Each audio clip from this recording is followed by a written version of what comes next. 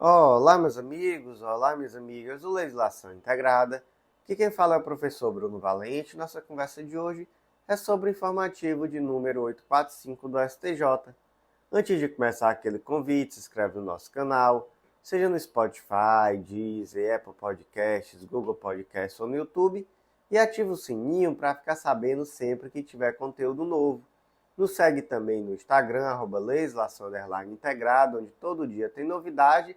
E já aproveita e curte, compartilha, tanto com aquele amigo que tem interesse nesse tipo de conteúdo, ou na sua rede social preferida, ou ainda, não é? Naquele grupo de WhatsApp repleto de gente interessada, de concurseiro, de profissional do direito, quem quer que seja. Eu agradeço demais, fortalece muito o nosso projeto. Então, sem mais delongas, vamos para o primeiro julgado de hoje. E o primeiro julgado é da primeira turma do STJ, foi inserido na Lei de Improbidade Administrativa, Lei número 8429 de 92, e o destaque ficou da seguinte forma: a tentativa de ajuizar a ação de improbidade com o objetivo exclusivo de declarar a existência de ato ímprobo praticado pelo beneficiário do acordo de colaboração premiada, sem imposição de sanções além daquelas previamente ajustadas, compromete a segurança jurídica, a previsibilidade do sistema e a eficiência das investigações, além de desestimular potenciais delatores, de maneira que o ajuizamento de ação declaratória desses moldes não é compatível com a finalidade normativa da Lei 8429 de 92. Vejam só que situação peculiar. O Ministério Público celebrou acordo de colaboração premiada com o investigado. Tudo certo, investigado aqui no âmbito de ação de improbidade administrativa, tá? E aí já constou quais seriam as obrigações desse investigado, enfim, tudo certinho, né? Como deve ser. Só que depois disso, um membro do Ministério Público ainda não ficou satisfeito. O que ele fez? Ele disse, mas eu vou propor aqui uma ação de improbidade, nem que seja só para declarar que esse sujeito realmente cometeu o ato de improbidade.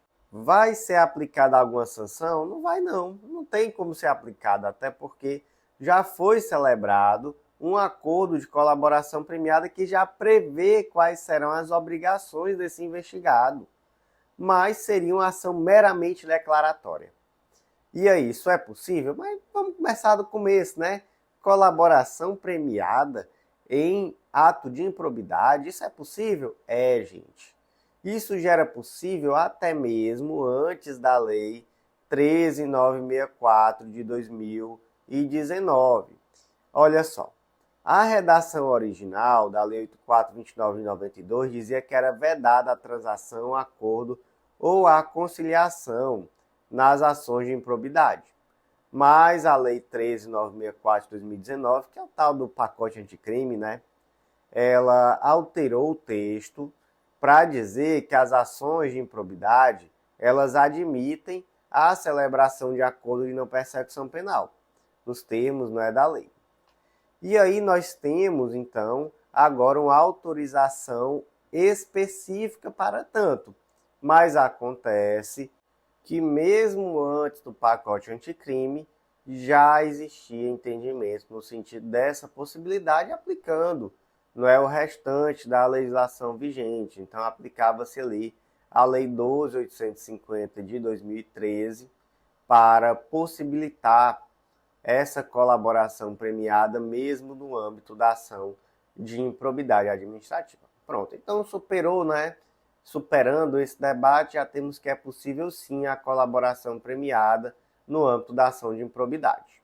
Segundo ponto, já celebrado o acordo, é possível o Ministério Público propor uma ação meramente declaratória da improbidade? Gente, não é possível não.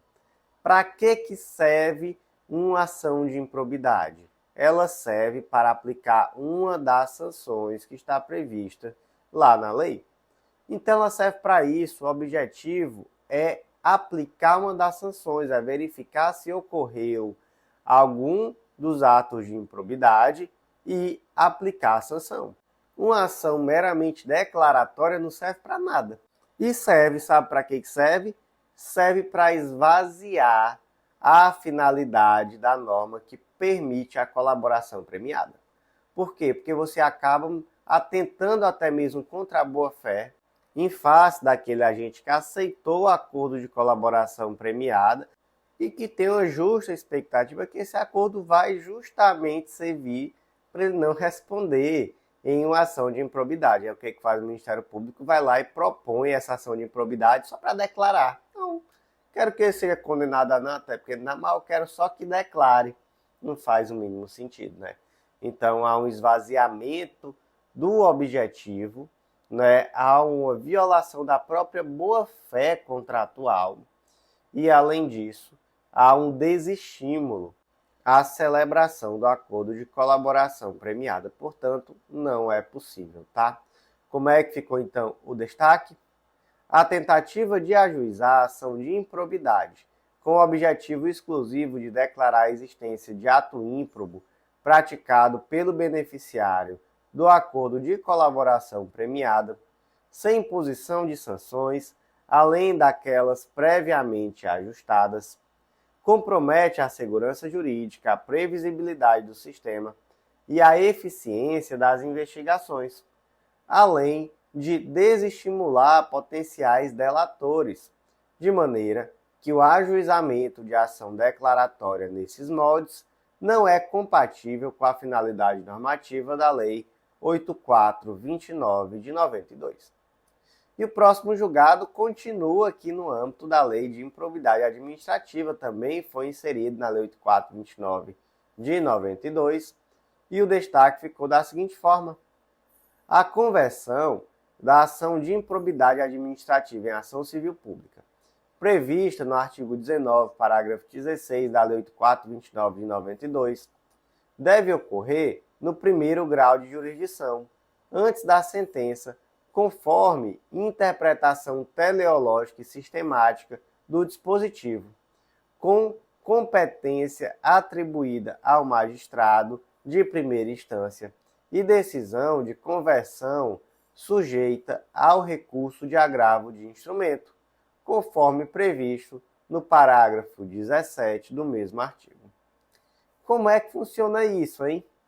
Gente, imagina que o Ministério Público propõe uma ação civil pública por ato de improbidade em face do Zequinha. Aí o juiz verifica essa petição inicial, analisa e diz assim: olha, improbidade aqui não tem não. Mas nós temos aqui realmente uma irregularidade. Professor, não é sinônimo não? Não é sinônimo não. Ilegalidade, irregularidade, nada disso é sinônimo de improbidade. Improbidade é um negócio muito mais sério. Na improbidade nós temos que ter, para começar, um dolo qualificado, não é? Então, não é a mesma coisa. E aí, o que diz o parágrafo 16 do artigo 17? Que a qualquer momento, se o magistrado identifica que há uma ilegalidade ou uma irregularidade administrativa que precise ser sanada, não é? Mas que não haja todos os requisitos para classificar essa irregularidade ou ilegalidade como improbidade, aí ele pode, em decisão motivada, converter a ação de improbidade em ação civil pública. E aí, ok, né? Não é mais uma ação por ato de improbidade, é uma mera ação civil pública, onde vai se verificar a ocorrência de uma ilegalidade, de uma irregularidade. E aí, se alguma das partes não concordar com isso, aí o recurso cabível é o agravo de instrumento. Mas qual é o ponto aqui? O ponto é que nós temos assim, ó, a qualquer momento.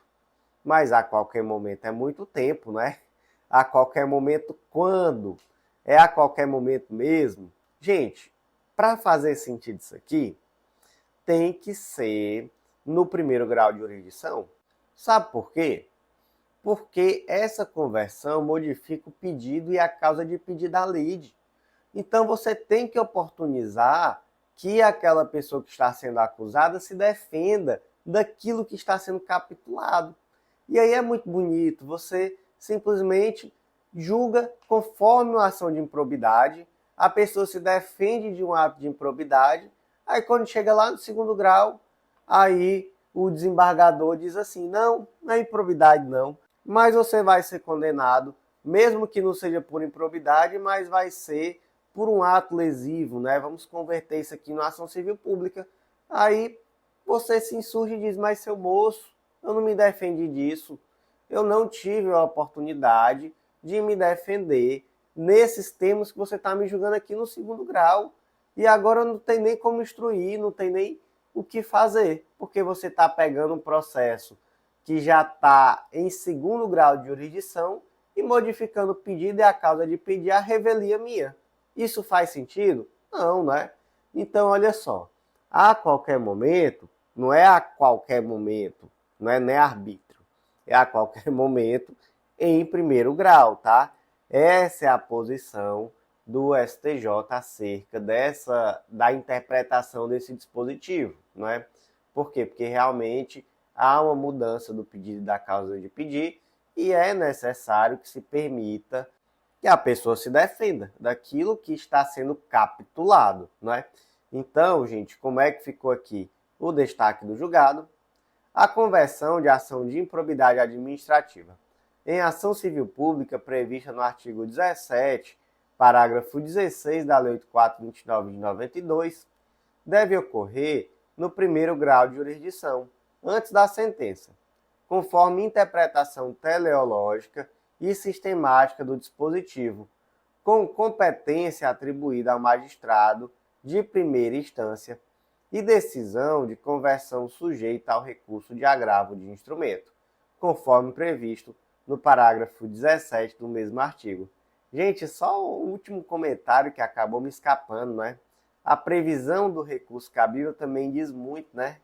Porque se cabe agravo de instrumento é um recurso que cabe no primeiro grau, né? Você cabe o agravo de instrumento em face daquela decisão interlocutória proferida no primeiro grau. Se fosse no segundo grau, o recurso em face de uma decisão monocrática, por exemplo, já não seria agravo de instrumento, seria agravo interno, agravo regimental. Então, essa análise sistemática, não é, realmente nos leva a crer que a intenção do legislador era essa, tá? Seguindo em frente, próximo julgado, inserido na Lei 5764 de 71, Lei da Política Nacional do Cooperativismo, destaque da seguinte forma: a entrega de mercadoria pelo produtor rural à cooperativa não constitui fato gerador da contribuição social ao Fundo de Assistência ao Trabalhador Rural, tal do FUNRural. E o que raios é FUNRural? O FUNRural, o Fundo de Assistência ao Trabalhador Rural, foi criado pela Lei Complementar 11 de 71, faz parte do Programa de Assistência ao Trabalhador Rural e, na sua concepção inicial, ele representou uma iniciativa abrangente de inclusão dos trabalhadores rurais no sistema de previdência social brasileiro, na época, né, em que esses trabalhadores estavam excluídos. Aí, em 1988, com a Constituição Federal, houve a criação do Sistema Único de Seguridade Social e o FUNRural, como entidade autônoma, foi extinto, mas a contribuição social, que é destinada ao custeio da Previdência Rural, foi mantido e passou a integrar o plano de custeio da Previdência Social. Então, hoje não é um fundo autônomo, mas sim uma contribuição social. Então, a natureza jurídica hoje é essa, natureza jurídica de contribuição social, né? E aí, gente, a base de cálculo aqui para essa contribuição é o valor da comercialização da produção. Aí onde é que surge aqui a controvérsia desse julgado? Imagina que o João Silva é um produtor de maçãs e ele é associado à Cooperativa Agrícola Serra Verde. E aí o que o Estatuto da Cooperativa diz? Que após a colheita, o João deve entregar toda a sua produção à cooperativa.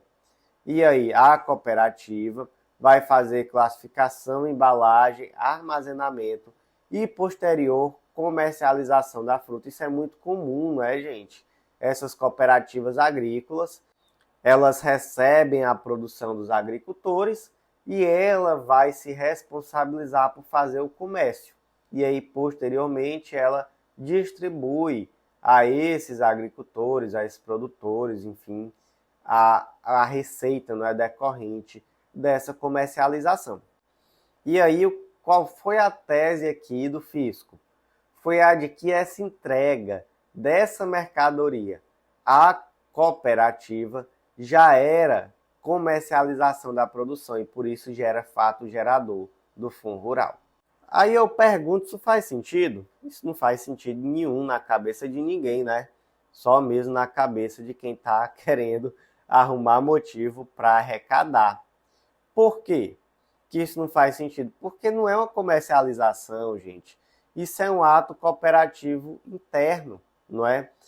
Isso ainda é uma etapa da produção, não é? Nós temos que não representa uma operação de mercado ou um contrato de compra e venda, é sim um ato interno de relação associativa. Então, nesse sentido, nós não temos como sustentar que há aqui uma incidência de contribuição. Professor, estou convencido não, eu acho que tinha mais, era que cobrar mesmo. Pois sabe o que está dizendo? Lá no artigo 79, parágrafo único da lei 5764, o ato cooperativo não implica operação de mercadoria, nem contrato de compra e venda de produto ou mercadoria. Então, eu acho que aqui está desenhado, né? Realmente essa mera entrega da mercadoria à cooperativa não é ato mercantil. Então, como é que fica aqui o destaque? A entrega de mercadoria pelo produtor rural à cooperativa não constitui fato gerador da contribuição ao Fundo de Assistência ao Trabalhador Rural, FUNRural.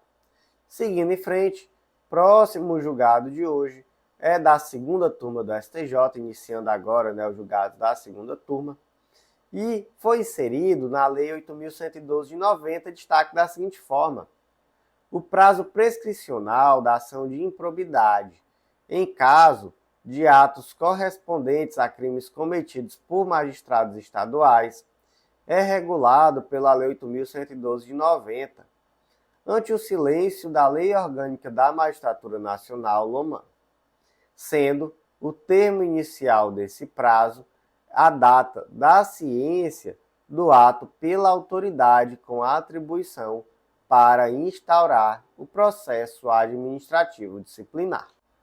Certo, então qual é a controvérsia aqui? O Zezinho é juiz e ele cometeu um ato que, além de ser um ato de improbidade, também é crime. Qual é o prazo prescricional aí nesse caso concreto?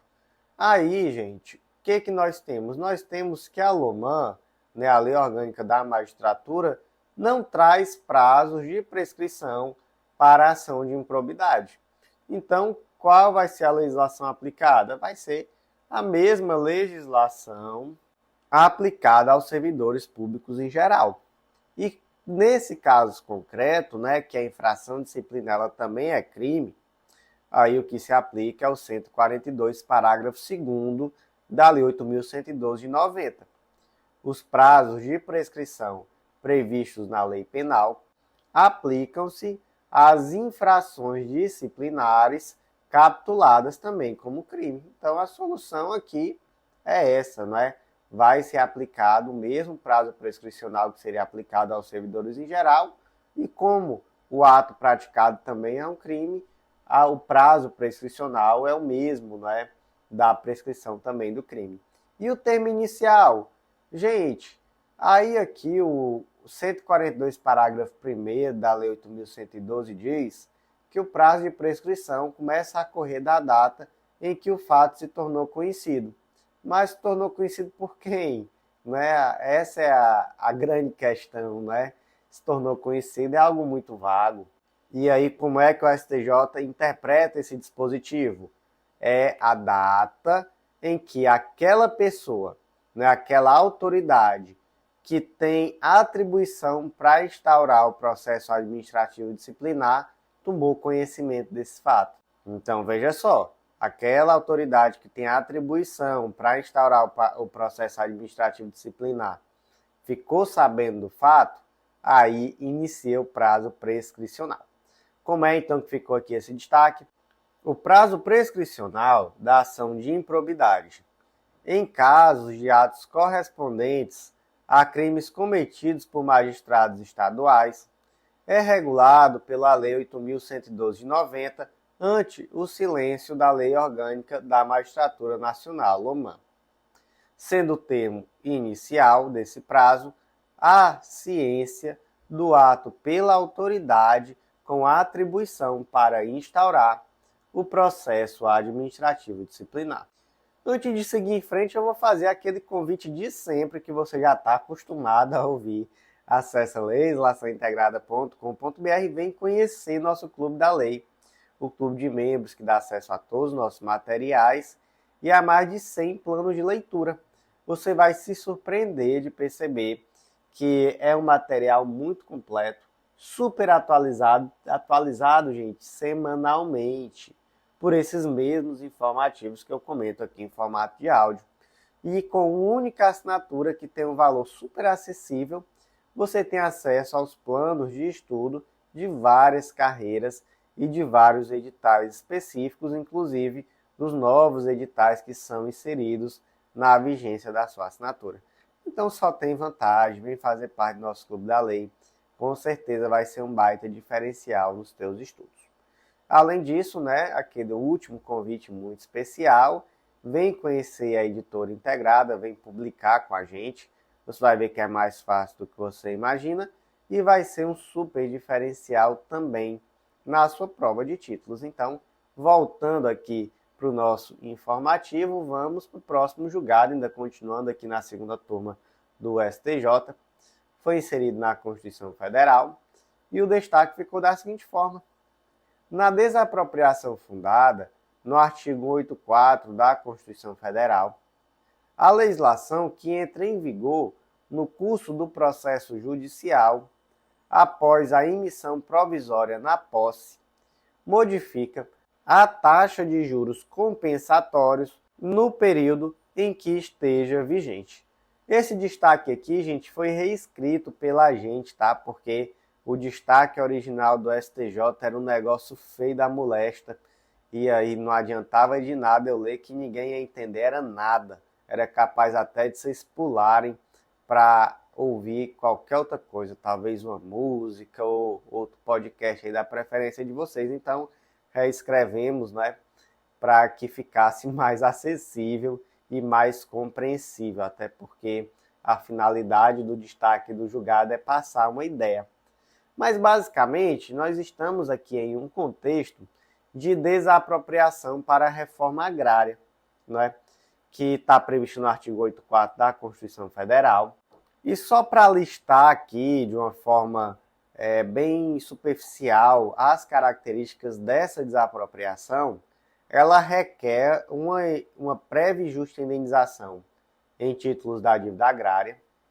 Elas devem ter, esses títulos devem ter uma cláusula de preservação do valor real, são resgatáveis no prazo de até 20 anos, as benfeitorias úteis e necessárias são indenizadas em dinheiro e o procedimento segue um rito sumário estabelecido por lei complementar. E, por último, as operações de transferência desses imóveis são isentas de impostos federais e estaduais e municipais. Beleza? Beleza. Qual é aqui a nossa controvérsia? É porque nós tivemos muitas alterações legislativas acerca de como se dá o cálculo de juros compensatórios. Então, só a título aqui de exemplo, tivemos alterações em 2015, 2016, 2017, 2023. Cada período desses tinha a aplicação de uma taxa de juros compensatórios diferentes. E aí, imagina uma situação assim, ó, imagina que o Zezinho teve o imóvel dele desapropriado já em janeiro de 2015, não é? Por uma emissão provisória na posse. E aí, ele ficou com esse processo correndo, sentença em 2019, transitou julgado só em 2024. E quando chegou em 2024, aí foi necessário calcular como era que se ia aplicar esses juros compensatórios desse período todinho que ele ficou sem o imóvel.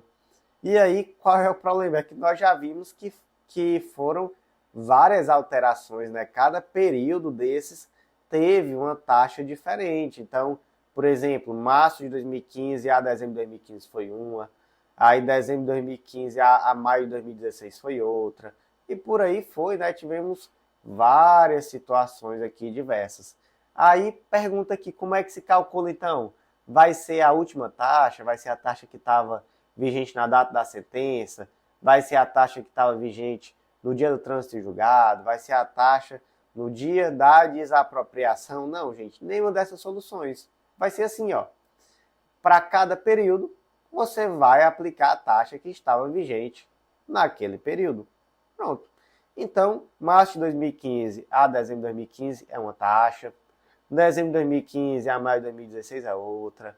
Maio de 2016 a julho de 2017 é outra. E por aí vai. Então, cada período você aplica aquela taxa que estava vigente exatamente naquele período.